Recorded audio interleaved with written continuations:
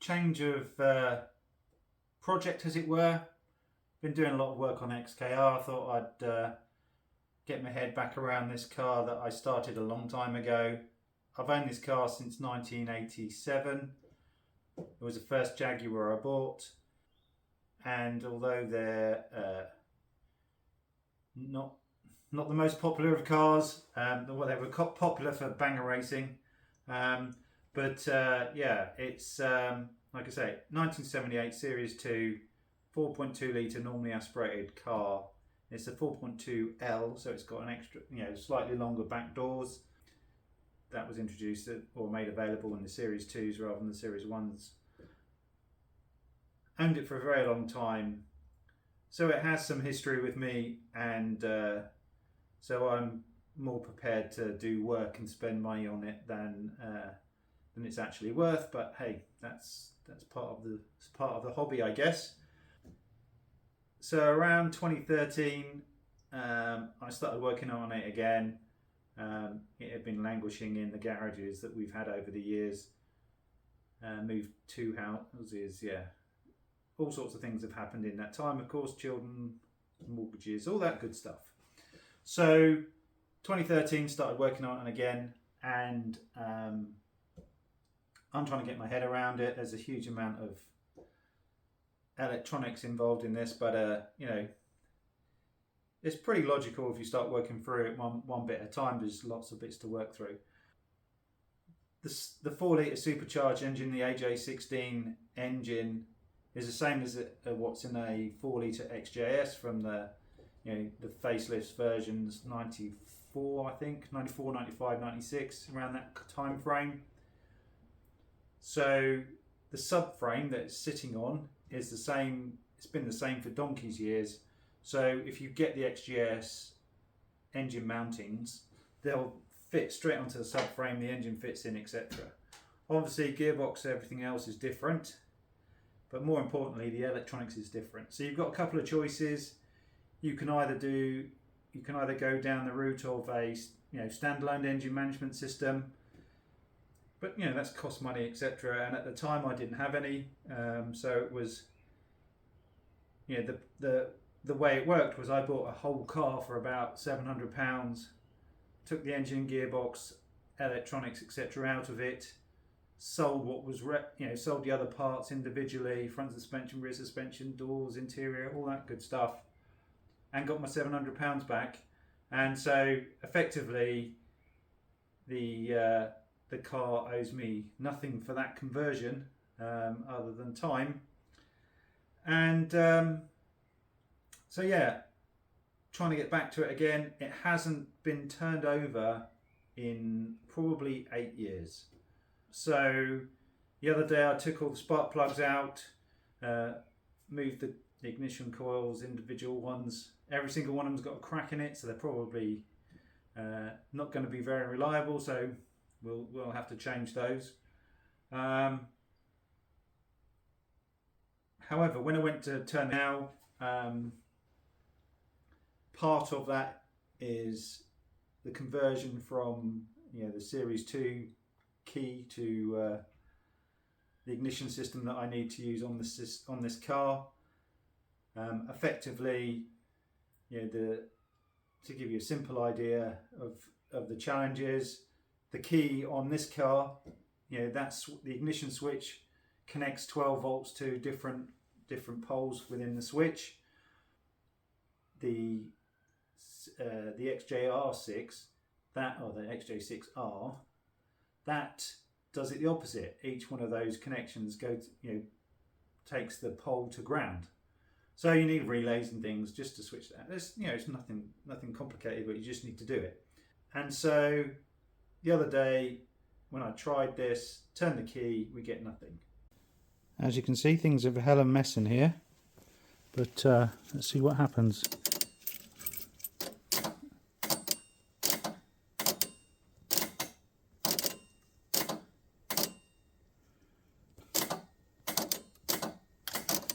You do have a relay clicking out here. So this is me shorting out the relay for the starter motor down here.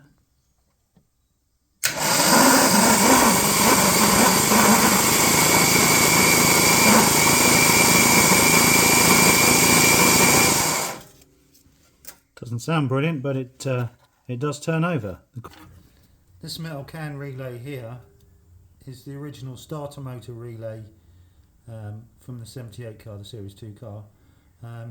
These wires, obviously that's a larger, fatter wire that probably went to the solenoid on the starter motor, and these are probably the drive, the feed from the switch to actually drive the starter motor to turn the relay on. What we have now is we have this black wire at the back that goes to ground, and this red and white wire, this one here, if I move it around you can see it's red and white. That red and white wire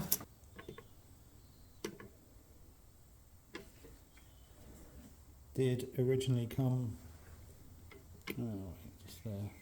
So the red and white wire is this one here.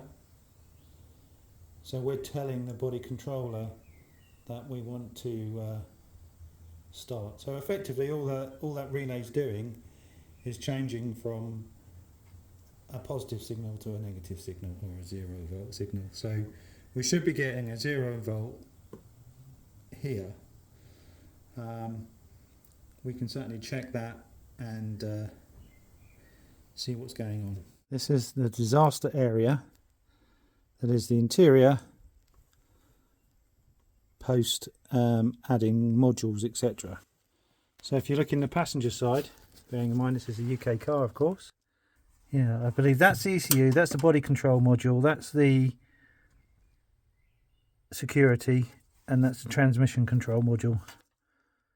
So all crammed in there, lots of wiring,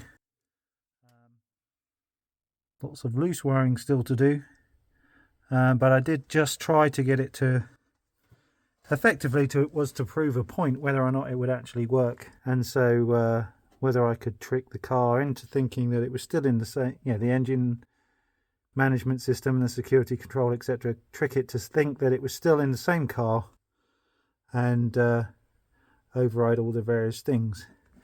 You can also see here, that's one of the fuse boxes from the XJR6. So if we look here again, body processor module that goes off here and drives that relay. It's an output on FC1 pin 33. If we then look at the signals that need to be on FC133, FC1 starter relay, inhibit, ground, starter engaged, inactive, P+. So whether starter inhibit means it's opposite to what I want, but effectively if inactive it's positive, and when active it's ground. I can certainly ground that signal. Okay, so what we're checking now is if we ground this wire here, goes down here, that there's power coming in on that connector there, so that's position 1, you get power anyway. So there's power here. If we ground that side, so if signal ground, starter motor is engaged, if we ground that, but we're grounding it at this point here, so that's testing all of that. So if you look there, make it easier for you to see. We're just using a component just to get a pin into there. So this red wire is going into that connection. Here's the other end of that wire, and if I just connect it to a ground point, this one at the back here I do, you can hear it starting. So that basically says to me that everything from that connector through the relay to the other relay that's in the engine bay is all good.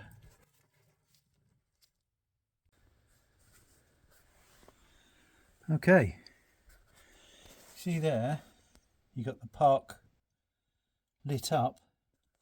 It was in that position, and in that position nothing happens. However, if you pull it back,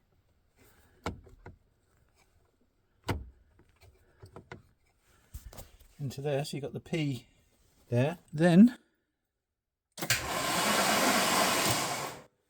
it will turn. Now if we take the key away, will it still turn? Ah, interesting.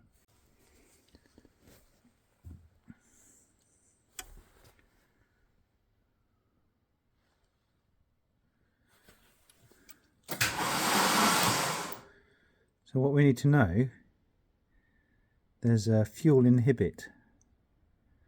So what we need to know is whether or not it actually inhibits the fuel, because otherwise we still haven't overridden, or not overridden, we still haven't convinced the security control that there's fuel needs to be sent. I mean, this is a step forward, but well, there's two things. One is, I think, the brake interlock is not working either, so when you put your foot on the brake it should unlock the solenoid on here.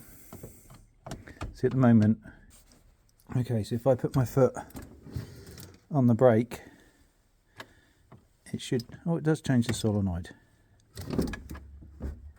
Okay, so there is an interlock that is working, but it doesn't need to be down.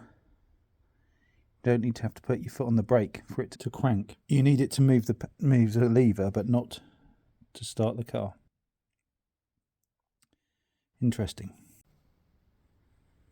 So to summarise, we can crank the engine as long as we place the gear lever in the right place. We can talk to the ECU using the adapter that is here. Currently getting a 162 P162 which is is complaining about the coils, and as they're all unplugged, I'm guessing that's a fair reading. So yeah, we'll carry on tidying up and moving forward. That's it for this video.